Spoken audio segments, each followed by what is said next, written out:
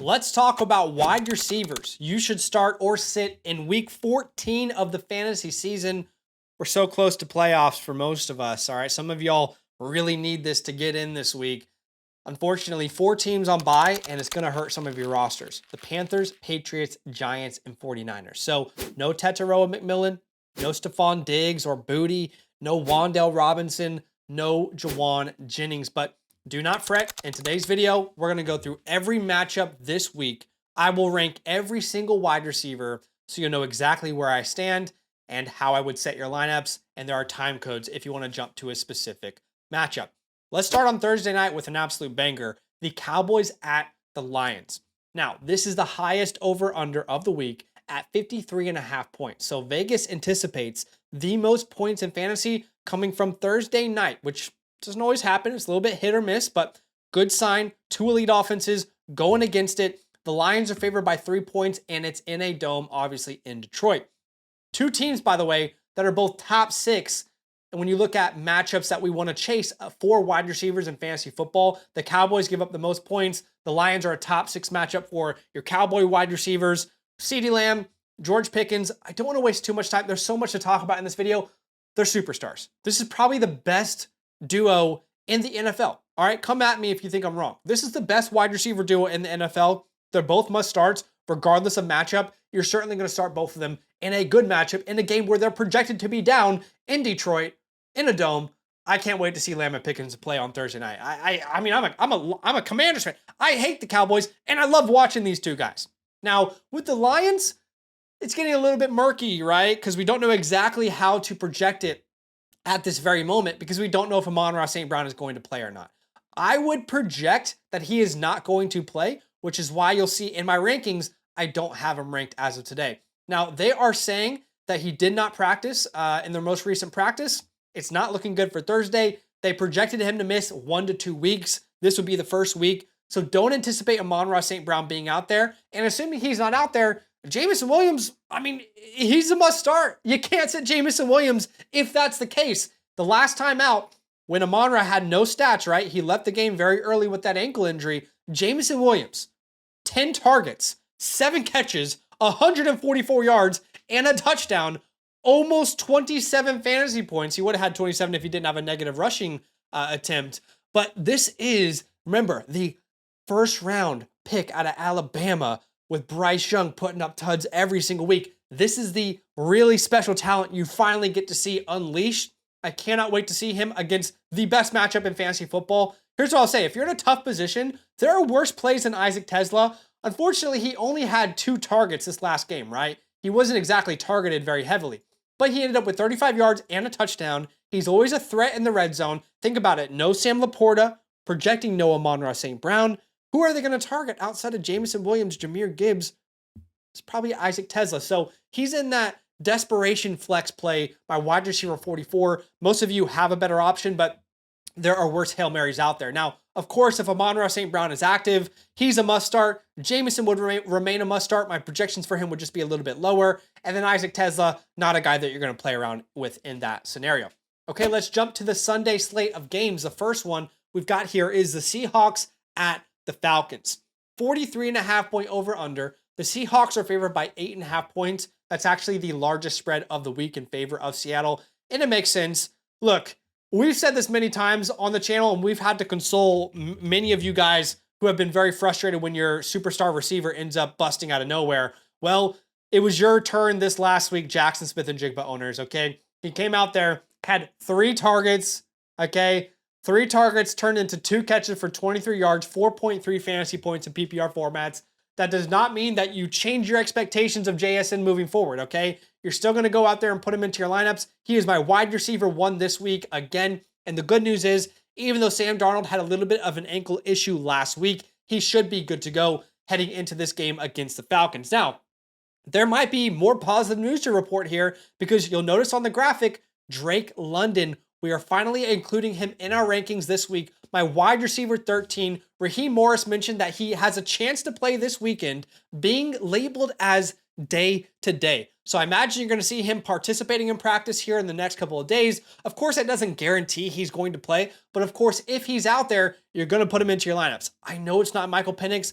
I don't care. Drake London has turned into an elite wide receiver in the NFL. You're going to play him if you have the opportunity to play him. Now, assuming he's out there, Darnell Mooney, not a player I really want to mess around with. I would label him as my wide receiver 45. He's gotten some touchdowns, but he has not been this huge target hog like we thought he might be without Drake London. So he is a Hail Mary play at best. I mean, if you go back to our first matchup on Thursday night, I have Isaac Tesla ranked ahead of him, assuming that, we have Drake London playing in this game. However, if Drake London is out, Darnell Mooney would move up about 5 spots in my rankings. He still would be a very risky start. 95% of you guys would still have a better option, but he would step in there to be probably the wide receiver 1 on the team. All right, let's jump to the Steelers at the Ravens.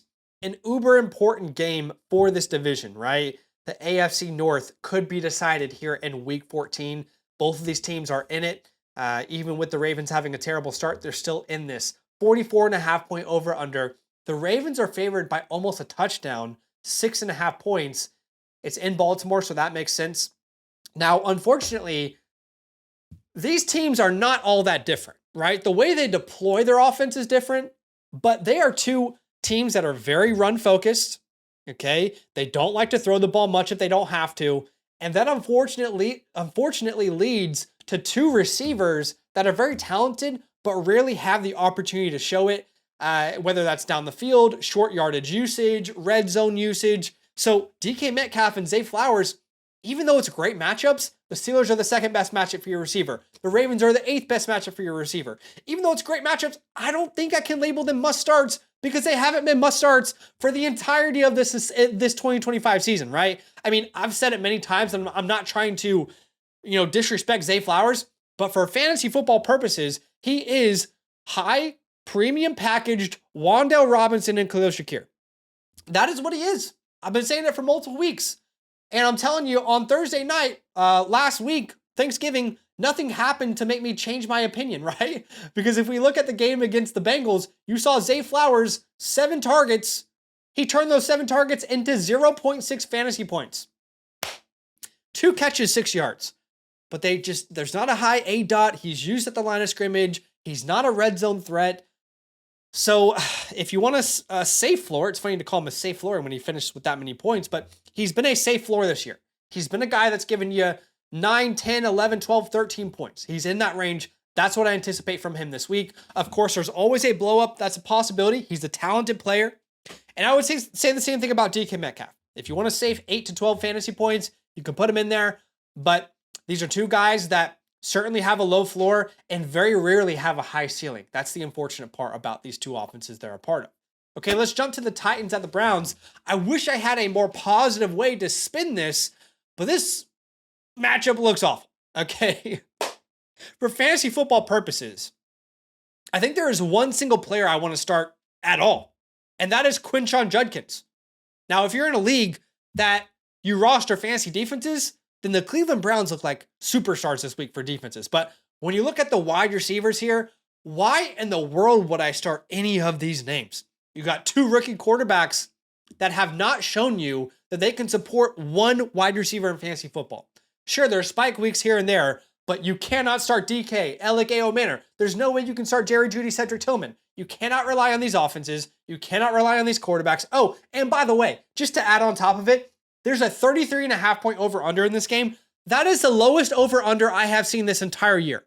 So Vegas is telling you, hey, probably the least points we've ever seen this year, we're projecting to happen in this game, Titans at Browns, okay? It's a little bit hyperbolic, but you get the point. Steer clear of this matchup unless you own Judkins or the Browns defense. Let's jump to the Colts at the Jags. And yes, we can, look at the brighter side here. This is a good matchup for fantasy purposes. 47.5 point over under. Colts are favored by 1.5 points, so it should be a competitive matchup. This is a very important game for the division. Again, a lot of that is happening this week, and this time it's the AFC South. Michael Pittman, he did disappoint last week. There's no doubt about it, right? Michael Pittman comes out here. He has 1 catch for 13 yards. That's unfortunate. Now, Michael Pittman is not Jackson Smith-Njigba, but hear what I'm saying here. You're not going to sit Jackson Smith-Njigba this week, are you? No, of course you're not. He busted. That happens. NFL is unpredictable, right? but you're not going to sit somebody who has shown you for 13 weeks out of the year that for the vast majority of the time, he's been reliable. That's how I feel about Michael Pittman here. He's going to go straight back into my lineups. Alec Pierce had a great game, ended up with 4 catches, 78 yards, and a touchdown. He's a really quality player. He's my wide receiver 26, a spot start. That makes him a high-end wide receiver 3, a flexible name. You could definitely put him into your lineups. We should see a competitive matchup here. Now, as far as the Jags go, I love this matchup for fantasy football. The Colts are the 3rd best matchup for your fantasy wide receivers. And get this, the guy that just sent multiple first-round picks for, Sauce Gardner, he is not going to play this week. He's going to miss some time with that calf injury. So it could be open season for these Jags wide receivers. Jacoby Myers, my wide receiver 16 this week. I have a ton of confidence in him. And this last week, he completely dominated opportunities, right? He led the team in snaps, routes run, and targets. He actually had a carry as well. 7 opportunities. He got into the end zone, 6 catches, 90 yards, and the touchdown. Jacoby Myers is the perfect fit for this offense. He's great in Liam Cohen's scheme. You should put him out there with a ton of confidence. Now, Brian Thomas is really difficult to manage right now. What you need to know is last week, before Parker Washington went down with his injury, you were seeing Parker Washington play in 2 wide receiver sets. Brian Thomas was only out there 3 wide receiver sets. Very rarely used, right? Not used as much as Parker Washington. I mean, Brian Thomas was a clear wide receiver 3 on the depth chart last week. However, Parker Washington goes down with the injury. Now you could see a nice blow-up game from Brian Thomas. There's a real legit possibility of that. He's my wide receiver 30. I've labeled him a spot start. It's an incredible matchup. There's no Sauce Gardner. So if he has any opportunity to go off, it's this week, assuming Parker Washington is inactive. However, if Parker Washington is out there and he's healthy and he's ready to go, then I would label both Parker and Brian Thomas risky starts. Simply put, I could see either of them being great fantasy options, but because they're both there, they're taking pieces of that pie, it's difficult to start them with a ton of confidence. So either way, love Jacoby Myers, but there's a possibility Brian Thomas becomes a really fun start as well. Okay, let's jump to the Commanders at the Vikings. 41.5 point over under. Commanders are favored by 1.5 points, even though it's in Minnesota. As a Commanders fan, selfishly, I want the Vikings to win, but I want us to have a great performance like what we saw on Sunday Night Football against the Broncos. A lot is going to change for these offenses potentially this week.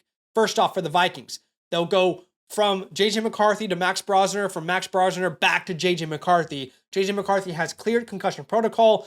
I mean, honestly, at this point, I hope the guy does well because he's taken a lot of hate, rightfully so, online. Justin Jefferson.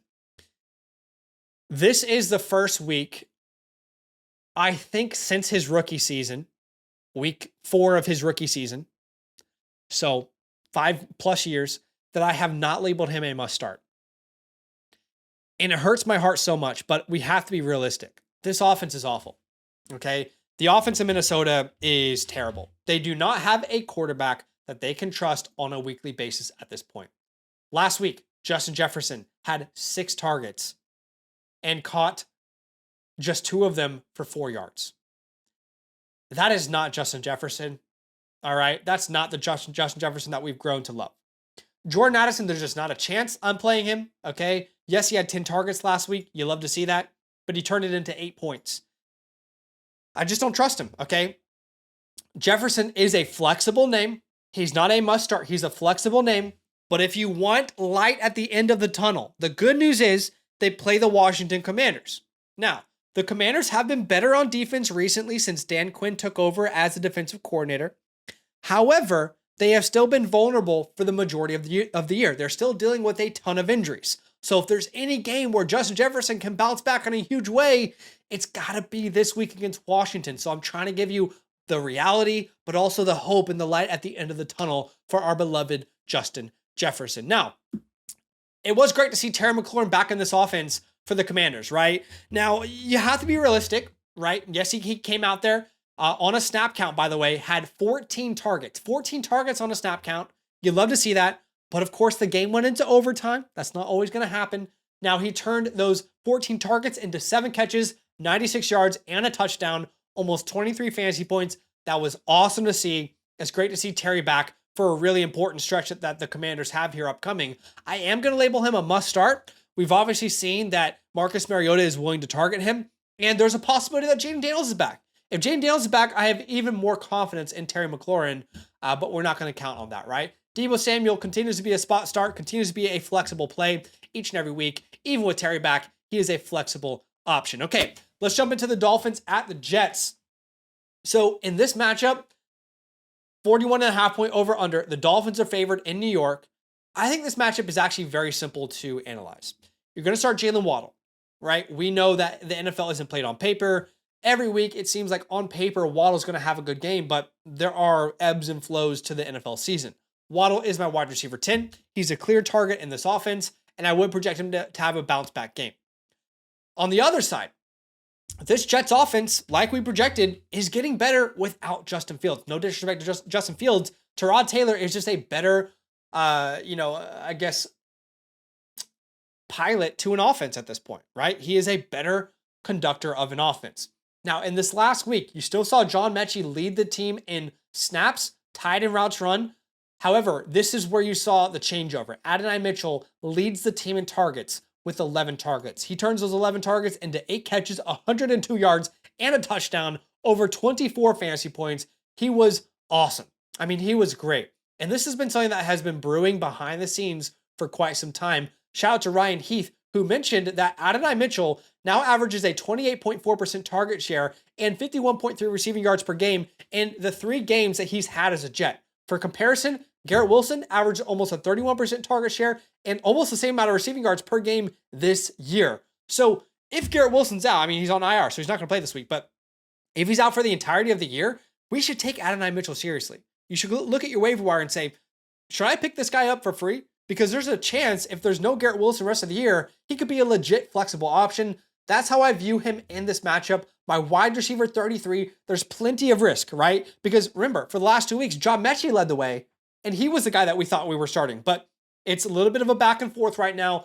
Adonai Mitchell, the numbers behind the scenes are all very encouraging. He is my favorite desperation, Hail Mary, you're in a tough spot, break glass type of scenario play in week number 14.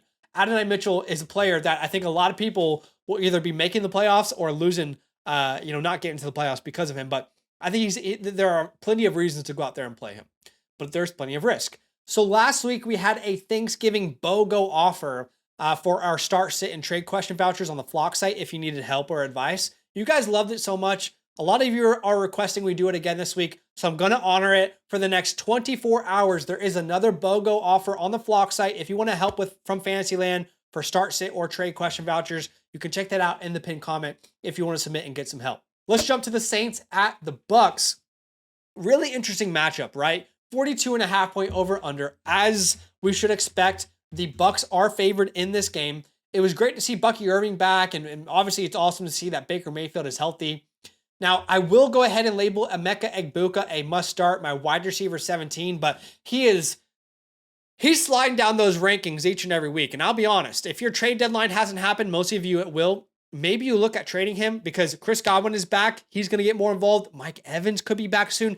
Jalen McMillan, we found out this week that Jalen McMillan is going to practice. Mike Evans might join him this week. So there's a chance that Egbuka, that room could get crowded very soon. You'll check it out weeks 1 to 5. He was averaging 20.5 points per game. From week 6 onwards, under 10 fantasy points. The thing is, last week, the opportunities were there.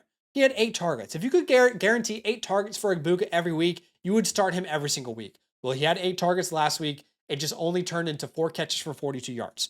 So I am going to go out there and start Emeka Egbuka. It's a divisional game. Anything is possible. Chris Godwin, a little bit more of a risky start. The difficult part is 8 targets to Egbuka are worth more than 8 targets to Godwin. Why do I say that? Because the ADOT for Godwin at this point is very low. He's being used at the line of scrimmage. Not that different to like a Khalil Shakir, Wan'Dale Robinson. So I would say that's a much more risky start.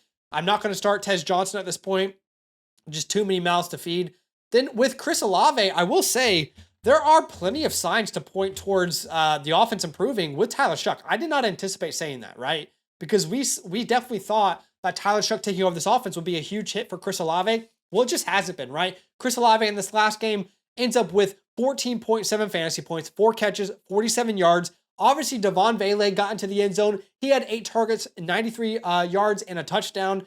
Back-to-back weeks with 7 or more targets.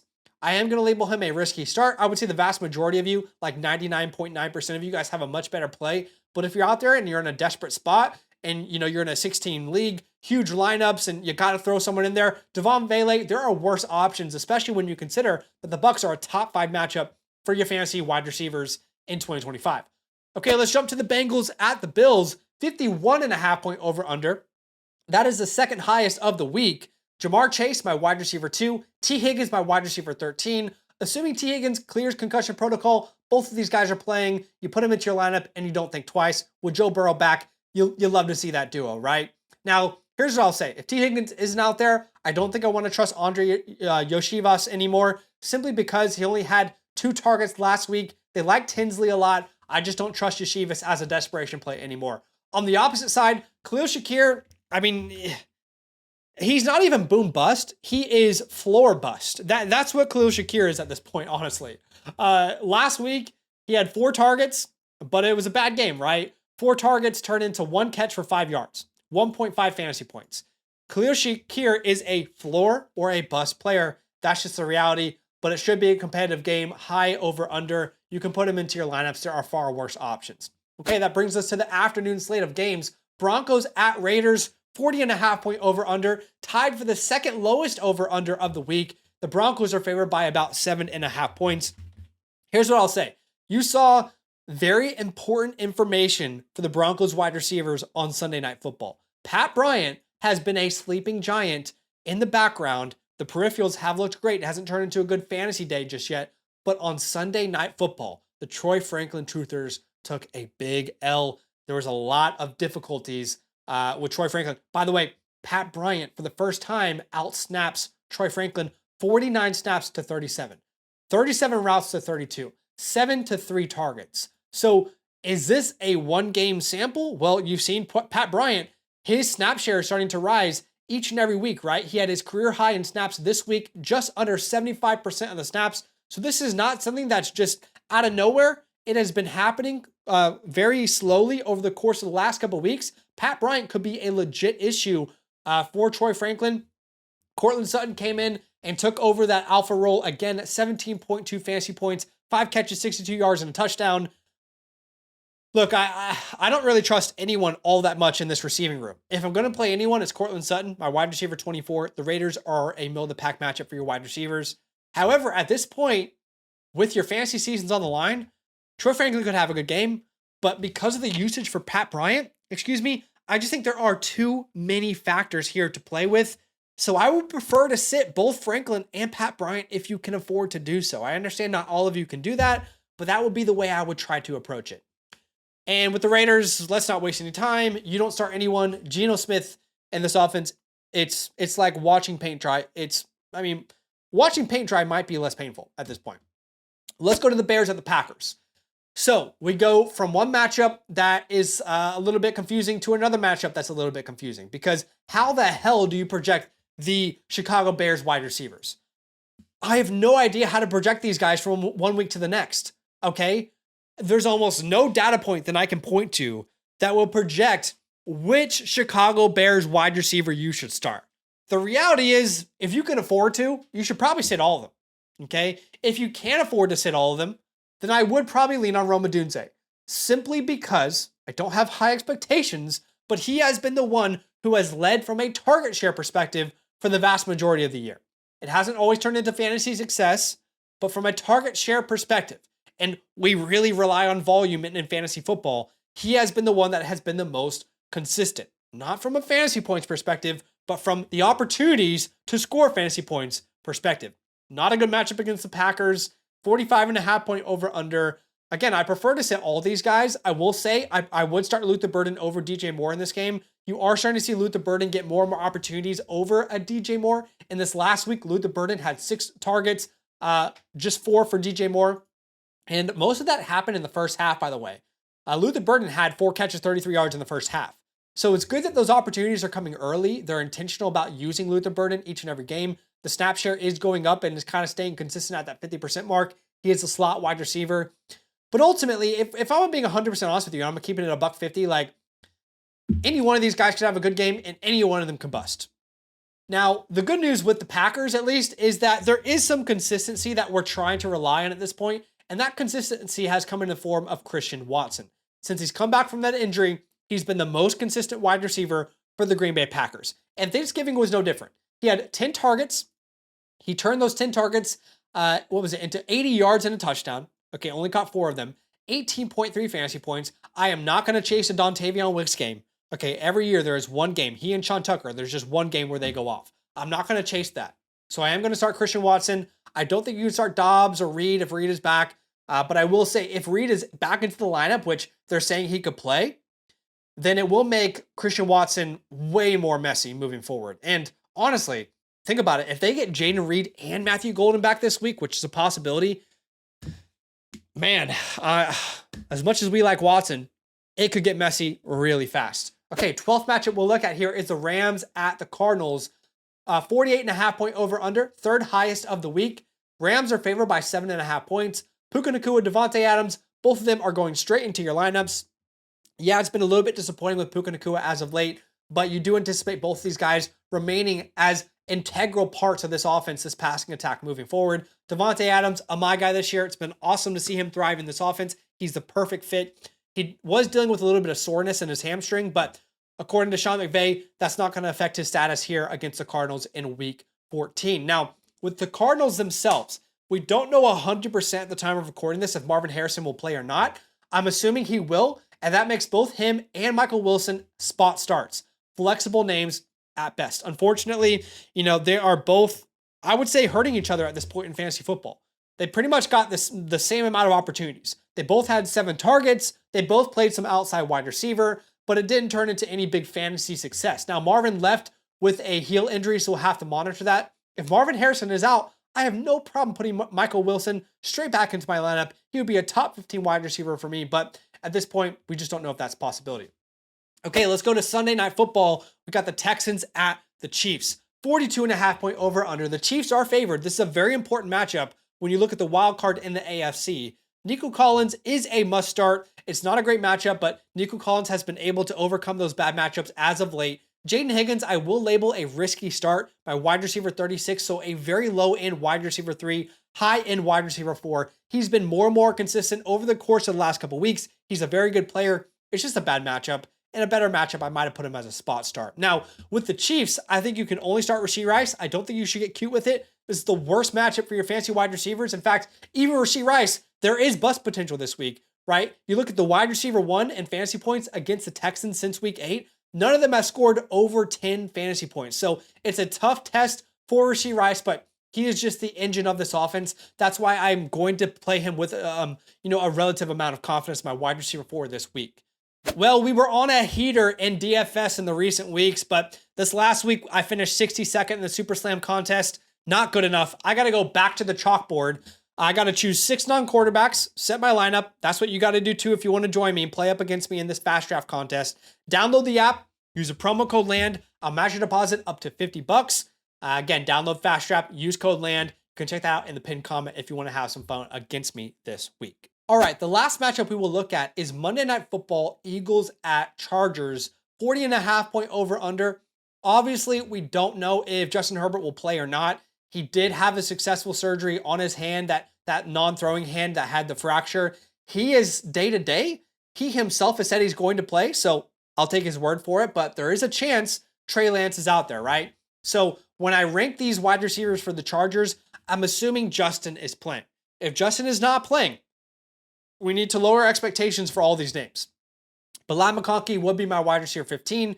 He would be the one that I trust the most. He's just been the most consistent of all 3 of these names, Keenan Allen and Quentin Johnston, they are really rushing roulette at this point, right? If they get into the end zone, they'll have a fine game, but if they don't, they have serious bust potential. The Eagles' secondary is a secondary that I don't really like to play up against, but I just don't trust them, honestly, for the vast majority of you guys. If you're in a deeper league, larger starting lineups, you can put them in there as a flex options. Otherwise, I'd like to steer clear. Now, the good news for the Eagles offense is the passing attack has really found its form as of late. A.J. Brown, back-to-back games with really good fantasy success. Devonta Smith has been a really reliable option as well. Unfortunately, they've had back-to-back weeks with a loss. It's not a good matchup, but I just don't think you can sit these guys with the success they've had in recent weeks. Here's what I'll say, 40.5 point over under, very low over under. That's a little bit concerning, but assuming Justin Herbert plays, that over under should probably go up. I appreciate you guys watching the video. Do me a favor, hit the like button, show some love, subscribe if you like the content, and I'll see you guys in the next video. Nothing but love. Draft with me every night this week on the FastDraft app, where there are thousands of dollars to be won weekly. Getting started is easy. Download the FastDraft app, use the promo code LAND at signup to get your deposit match up to $50. That's up to 10 free entries on us. And when you finish your first DFS contest, I'll send you my weekly rankings completely free. Check out the link in the pinned comment to start drafting today.